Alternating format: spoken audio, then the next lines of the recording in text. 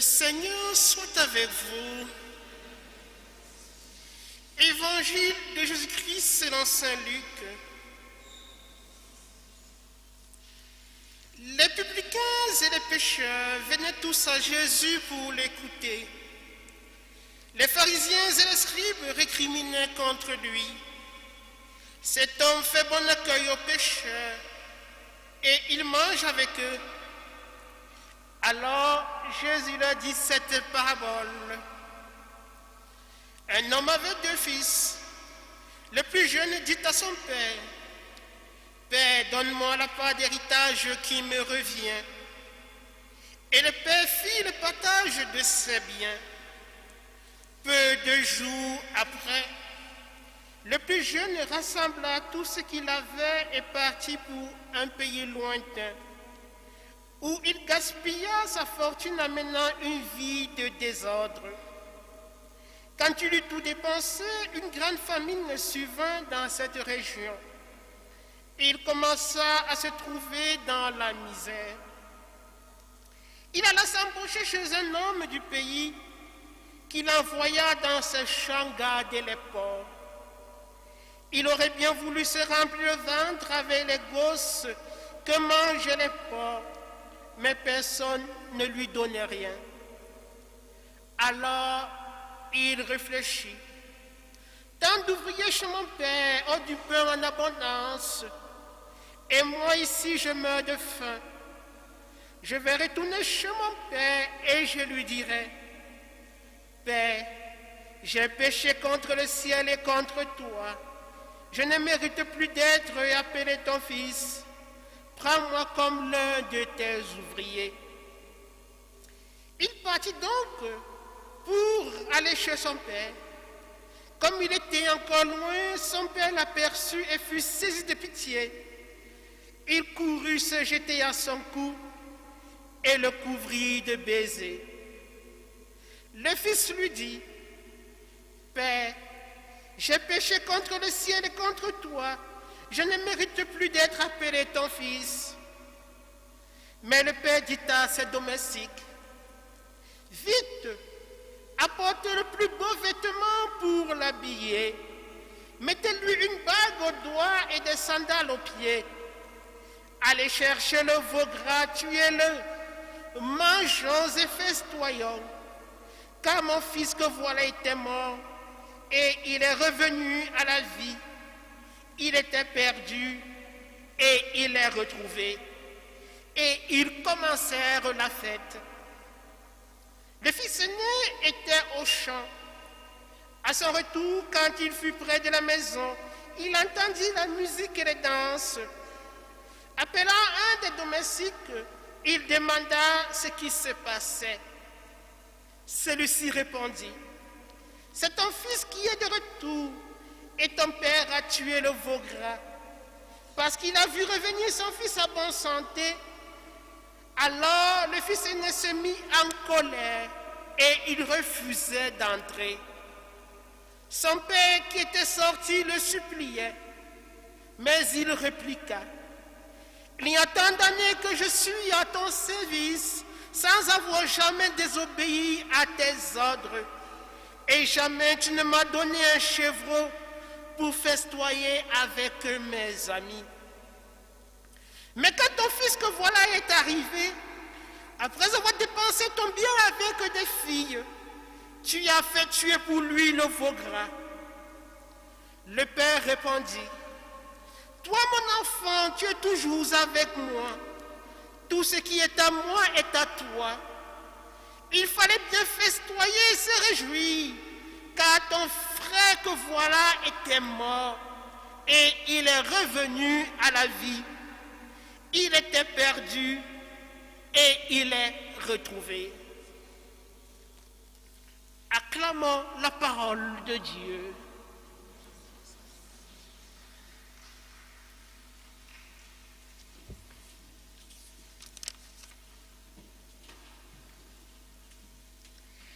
Allez chercher le veau gras, tuez-le, mangeons et festoyons, car mon fils que voilà était mort et il est revenu à la vie.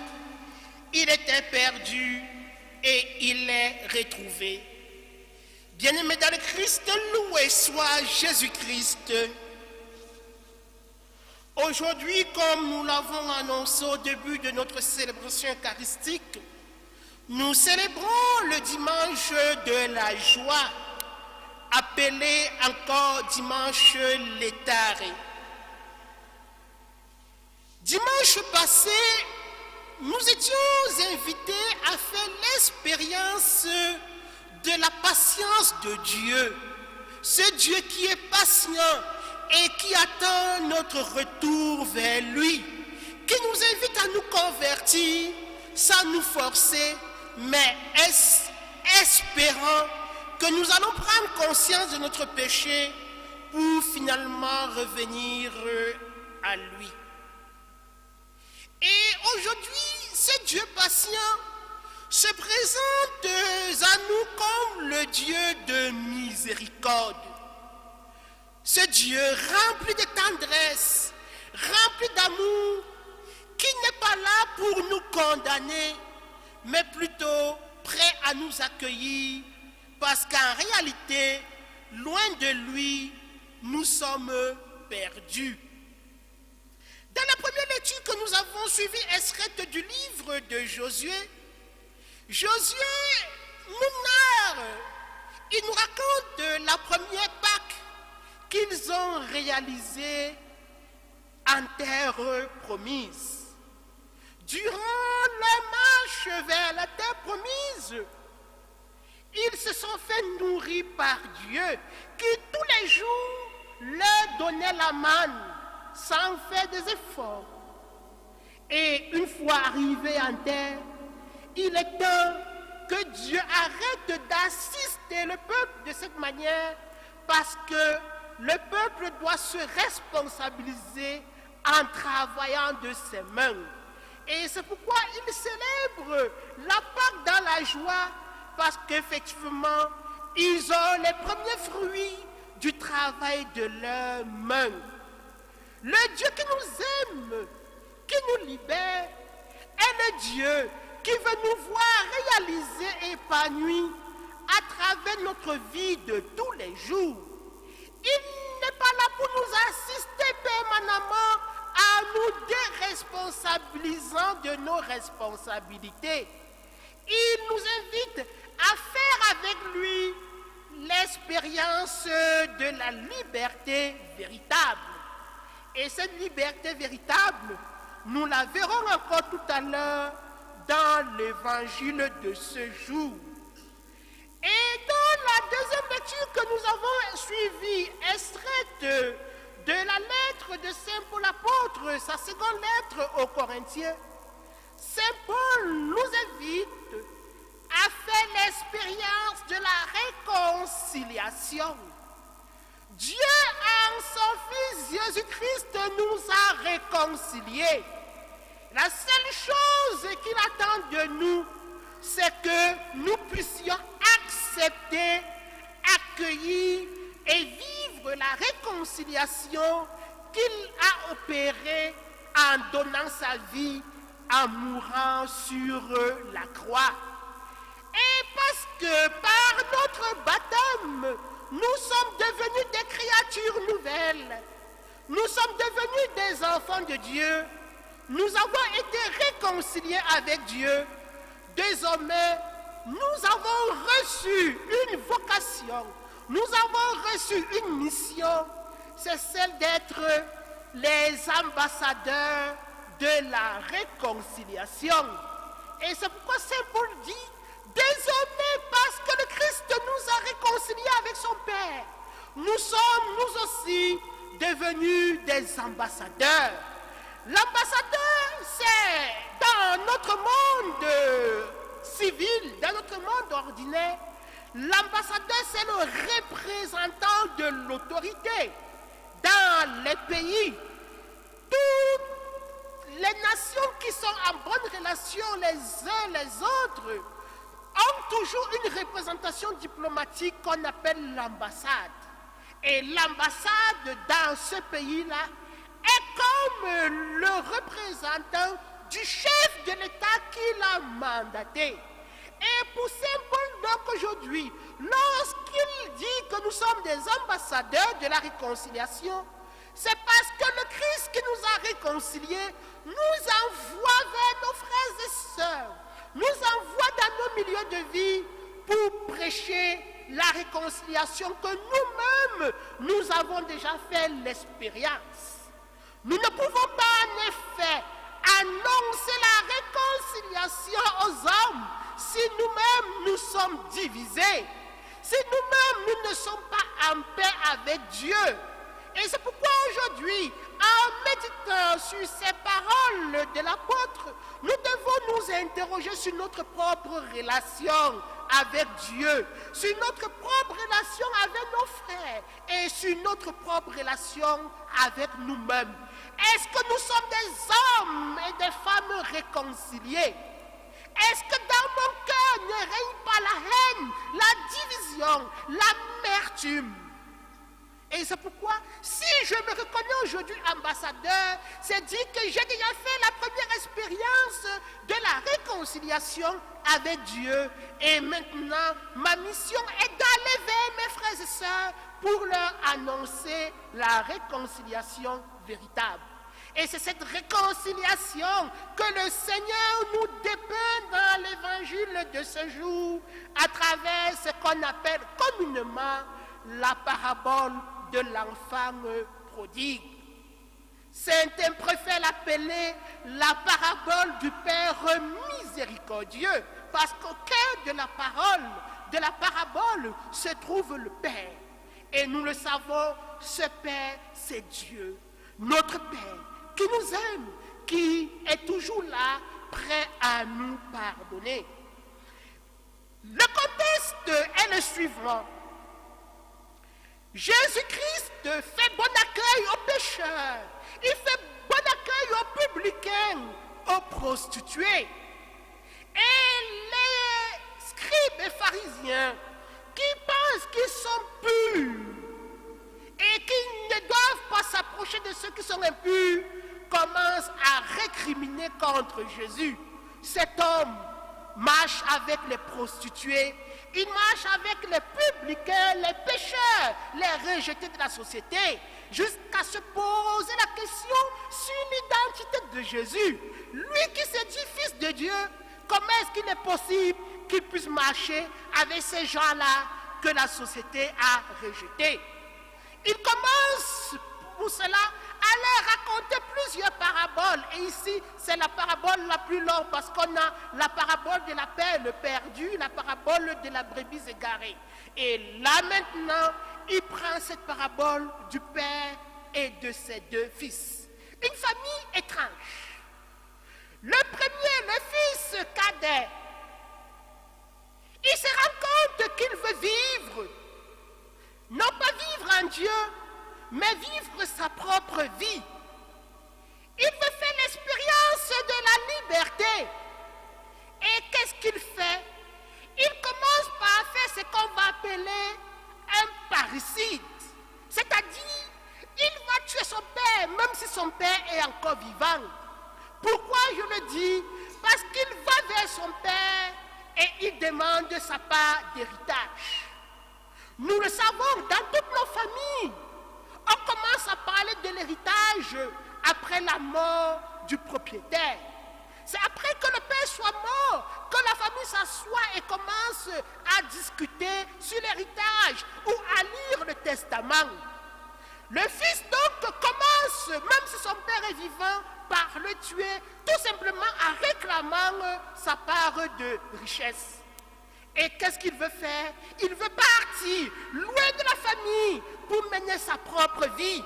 Il ne pense qu'à lui, il ne pense qu'à sa réjouissance.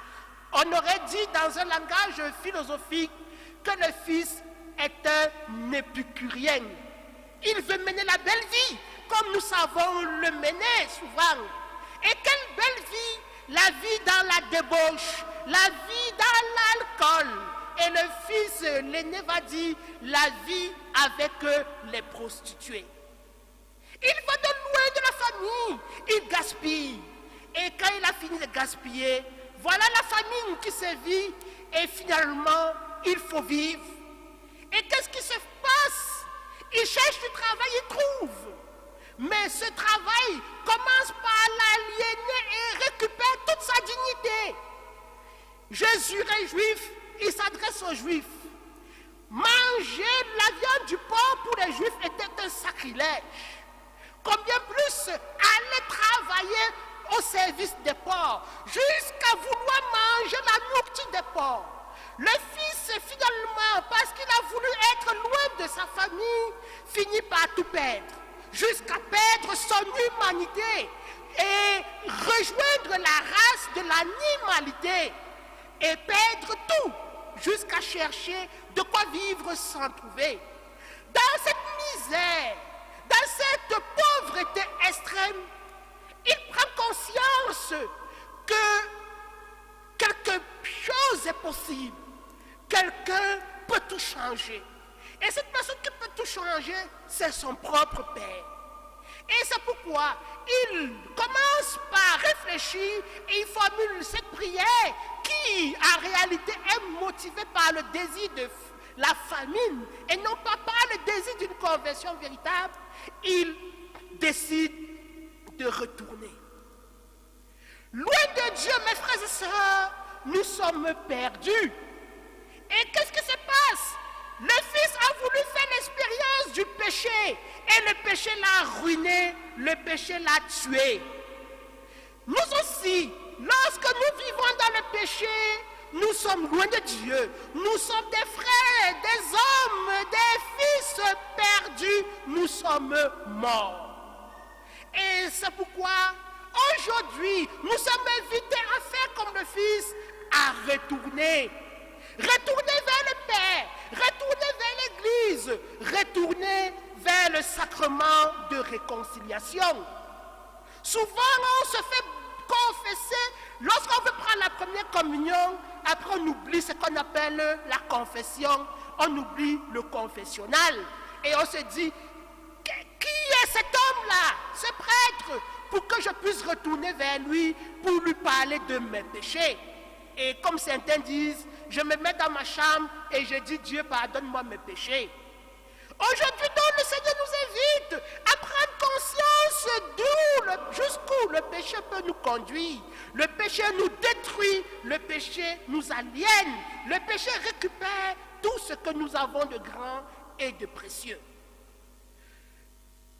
Lorsqu'il retourne, son Père est là, les bras grandement ouverts pour l'accueillir. Mais avant cela, et un grand théologien le dit, ce Père, Origène qui le dit, ce Père avait l'habitude de sortir et de se mettre sur la montagne pour guetter, pour avoir un regard lointain, pour attendre le retour du Fils. Et voilà que le Fils retourne. Et qu'est-ce que le Père fait? Il n'est pas là pour le condamner. Il n'est pas là pour lui demander de se justifier. Il n'est pas là pour le réprimander. La seule chose que le Père fait, la seule chose que le Père veut, c'est d'offrir la joie du retour au Fils. Et il va le dire, organisons le festin pour lui, parce que le Fils que voilà était perdu, il est revenu à la vie. Il était mort et finalement, il est retrouvé. La joie véritable, mes frères et sœurs, se trouve en Dieu. La joie véritable se trouve en notre retour vers le Seigneur. Et ce Dieu que nous aimons, ce Dieu auquel nous croyons, n'est pas ce Dieu qui est là pour nous condamner, pour nous réprimander ou pour nous punir à cause de nos fautes. Dieu est un Dieu d'amour, rempli de tendresse, rempli de miséricorde, toujours prêt à nous recevoir chaque fois que nous avons fait l'expérience du péché, chaque fois que nous avons fait l'expérience de la chute. Et qu'est-ce qu'il fait? Chaque fois que je prends conscience de mon péché et que je retourne vers lui, c'est la joie. Si l'un de nous a déjà fait l'expérience de la confession véritable, vous ne pouvez pas me dire le contraire, que lorsqu'on sort d'une bonne confession, on se sent joyeux, on se sent libre, on se sent épanoui. Et c'est cette joie-là, c'est ce sentiment-là que le Seigneur veut nous donner aujourd'hui en nous attendant lorsque nous allons prendre conscience de nos péchés et revenir vers lui. Et le troisième personnage de l'évangile d'aujourd'hui, c'est le fils cadet aîné. Il arrive, il retourne du champ et il se rend compte que quelque chose de spécial se réalise chez eux. Et il demande, qu'est-ce qui se passe? Lorsque je suis sorti le matin pour le champ, on n'avait rien de particulier. Qu'est-ce qui ne va pas à la maison? Après les explications, il dit à son père, ton fils que voilà, après avoir tout gaspillé, maintenant tu oses offrir un festin pour lui. Alors que moi, je suis tous les jours avec toi à ton service et tu n'as jamais offert un chevreau pour moi. Qu'est-ce qui habite en fait l'aîné? C'est un sentiment de jalousie. L'aîné est jaloux parce qu'en réalité, le cadet a tout pris, il est parti, il a dilapidé et il revient. Et peut-être qu'il est jaloux que le cadet va revenir encore prendre le peu qui est à la maison. Et souvent nous nous retrouvons divisés dans nos familles à cause de cela. La jalousie, mes frères, la jalousie tue. Et qu'est-ce qui se passe en réalité? Le cadet a commis un patricide en tuant son père. Et voilà l'aîné qui commet un fratricide en tuant son frère. Parce qu'en réalité, il ne reconnaît plus en cet homme-là son frère. Il va donc dire, ton fils que voilà. Il ne dit pas mon frère. Il n'a pas la joie du retour de son frère. Et souvent, il arrive que nous vivons avec cette amertume au sein de nos familles. Nous sommes remplis de jalousie, peut-être parce que mon frère a réussi. Nous sommes remplis de jalousie, peut-être parce que l'autre a plus de richesse que moi. Nous sommes remplis de jalousie, peut-être parce que l'autre a plus de valeur que moi. Et le Père, c'est Dieu d'amour, Dieu notre Père, nous invite à sortir de cela parce qu'en réalité, la véritable richesse, la véritable joie, le véritable amour ne se trouve pas dans les choses de ce monde, ne se trouve pas dans les choses matérielles parce qu'elles sont tous vaniteuses. Voilà celui, le cadet qui a pris et tout s'est gaspillé, tout a été dilapidé. La véritable richesse, la véritable joie se trouve en Dieu, se trouve dans notre fraternité véritable, se trouve dans la vie familiale. Nous avons été créés à l'image et la ressemblance de Dieu. Nous sommes tous des frères et sœurs. Parce que nous savons, frères et sœurs, nous devons vivre dans la joie. Et la joie à laquelle le Seigneur nous invite aujourd'hui, c'est cette joie qui se trouve dans le pardon, cette joie qui se trouve dans la réconciliation, cette joie qui se trouve dans la miséricorde. Comme lui, le Père, est rempli de miséricorde et nous réconcilie en son Fils, il nous invite aujourd'hui à faire cette expérience du pardon, cette expérience de la miséricorde. Et avant tout, prendre conscience de nos misères, prendre conscience de nos faiblesses, prendre conscience de nos éloignements de Dieu. Notre vie n'a pas de sens. Notre humanité n'a pas d'orientation si nous sommes loin de Dieu. Et qu'est-ce que le monde fait? Ces gens qui éloignent la vie de Dieu, ils sont obligés de se laisser souvent entraîner dans l'alcool, dans les débauches. On monte, on descend, une vie vide. Parce qu'en réalité, loin de Dieu, notre vie n'a pas de sens. Et c'est pourquoi Saint Augustin le dira. Tu nous as créés sans toi, mais notre cœur ne peut avoir de repos véritable que s'il ne repose en toi. Et c'est ce repos que nous sommes invités à chercher aujourd'hui. aujourd'hui, dans cette communion, dans cet amour, dans cette union, cette unité que nous avons avec Dieu, à travers la réconciliation, à travers le pardon que nous demandons à Dieu et que nous demandons à nos frères. Et lorsque nous l'aurons fait donc, nous pourrons dire avec Saint Paul que nous sommes tous les ambassadeurs du Christ. Que le Seigneur nous accorde donc aujourd'hui de faire l'expérience de la joie. Une joie en Dieu, une joie dans le pardon, une joie dans l'amour véritable. L'amour qui nous donne de faire l'expérience de la véritable liberté, qui n'est pas le libertinage, mais qui est la liberté des enfants de Dieu, parce que nous vivons tous en Dieu. Le Seigneur soit avec vous.